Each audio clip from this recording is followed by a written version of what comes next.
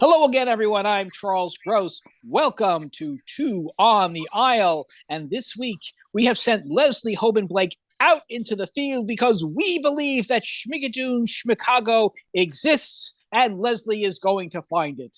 Leslie, can you hear me? Hello. Hello.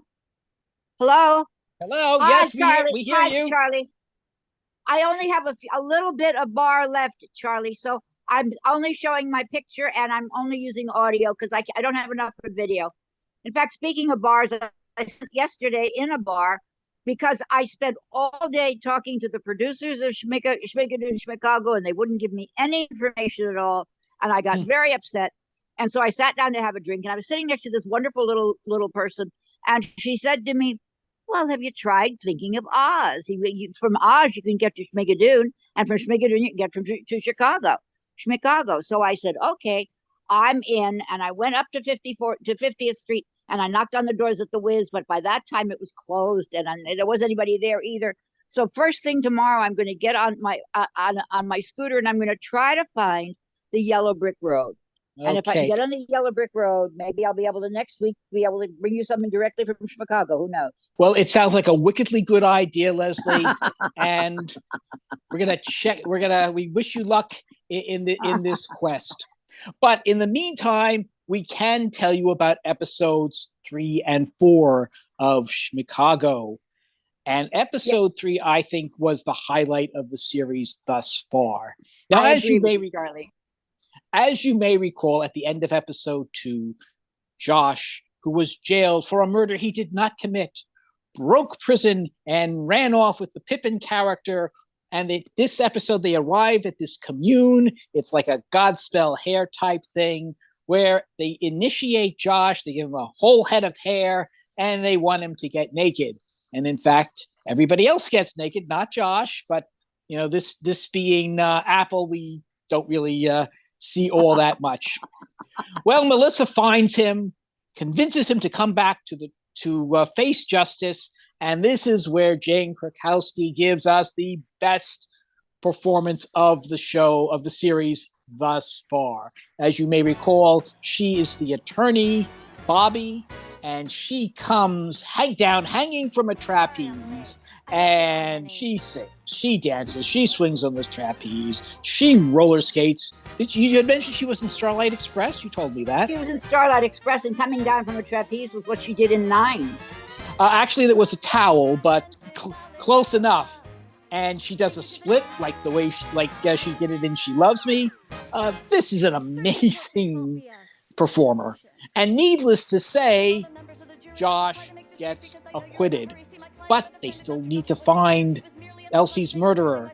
And they suspect that it may be Mr. Crack. That's the Patrick Page character, who, Leslie, you were right, he is the Judge Turpin of this series of Schmicago.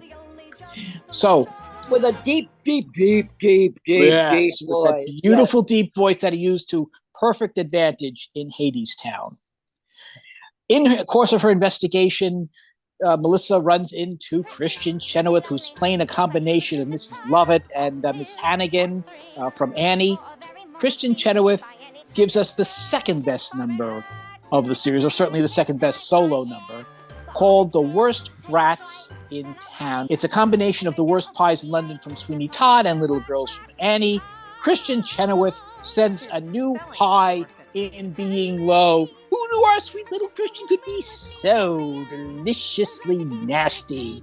And then there is Alan Cummings, whose character, the Butcher, comes into his own in this episode. Turns out he is Dove Cameron's father. Dove Cameron, as you may recall, is playing the Sally Bowles character. And they were separated when Patrick Page's character framed him, and they're estranged, and he is just busting for revenge. But he doesn't have a razor. No, he has a cleaver.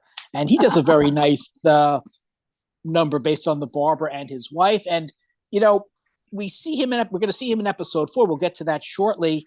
him and Kristen Chenoweth, they would make a very good Sweeney Todd and Mrs. Lovett together. And I wonder how hard it was for the writers to keep him out of the cabaret, given his association with cabaret.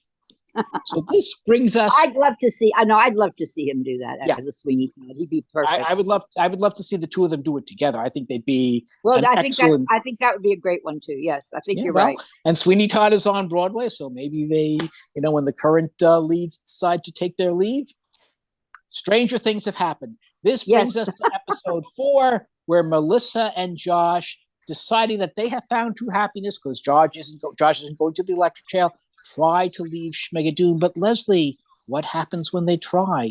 So at the top of episode 4, we find Melissa and Josh thinking that they have now solved all of their problems and now they can go back to New York, and they go to the bridge and they don't have a car anymore. So they walk through the fog, and then they suddenly find themselves back through the fog and standing with Titus Burgess as narrator again. And they break down, and Mel pleads with him, what do we have to do? How can we get out of here?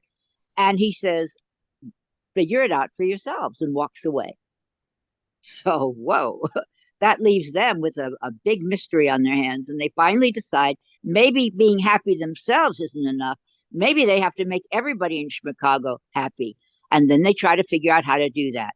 And they decide that the easiest way is to reunite the Butcher Dooley with his daughter Jenny, who is now working in the Sally Bowles kind of way in the Crit Crack Club.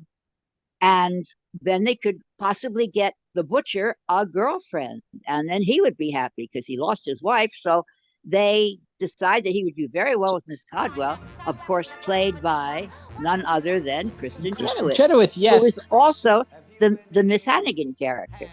Right. Now, I have to say, this really, I thought Patrick Page was definitely the villain of this piece. But watching those two get together, Alan Cummings' character and Kristen Chenoweth, where they have this beautiful number. It's a combination of a little priest and from Sweeney Todd, and You're Never Fully Dressed Without a Smile from Annie, where they basically talk about putting these adorable little orphans through the meat grinder. It's a little unnerving, quite frankly. It may go just a bit too far for my taste, but it comes out of Schmicago. It comes out of an old English tradition, or Irish. English or Irish. Well, it was an English answer. Jonathan Swift was an Englishman, I think. It's an English answer to an Irish problem. The Irish problem was the potato blight. The English answer was, if the Irish were to eat their babies, they wouldn't need potatoes. So that was the modest proposal, Jonathan Swift's modest proposal. Indeed. But getting back to Schmicago episode 4, I don't think it reached the heights of episode 3. They did not give us any numbers that matched what Jane Krakowski and Kristen Chenoweth did in episode 3. But I still had a wonderful time. I think Josh and Melissa, who probably believe that they've done some good in the town, are going to find themselves with a lot of problems on their hands in episode 5. And I'm looking forward to it. Did we mention that Jenny ran off with Pippin? No, we didn't. Jenny runs off with Pippin. They have this beautiful Come to Daddy-like number based on Sweet Charity, complete with all these Fosse thrusts and moves, etc. And the rich people's frog, the rich man's frog. Yeah, it's a combination of the Come to Daddy number and Rich Man's Frog from Sweet Charity. Glad that Sweet Charity is still a part of this. A fun episode. It may not have hit the highs of episode 3, but it was still a great episode, and it's definitely got my appetite whet for episode 5.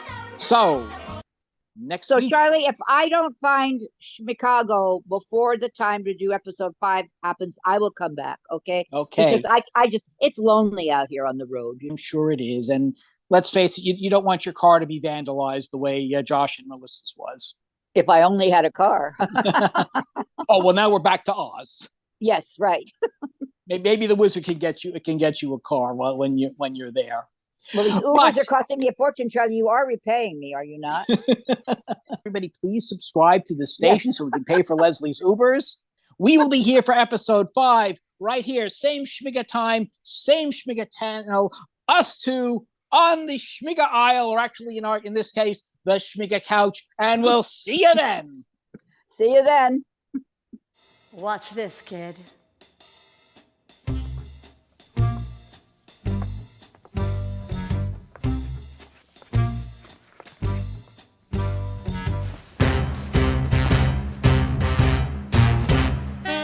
If it pleases the court, and I know that I do, there's something that I simply must address.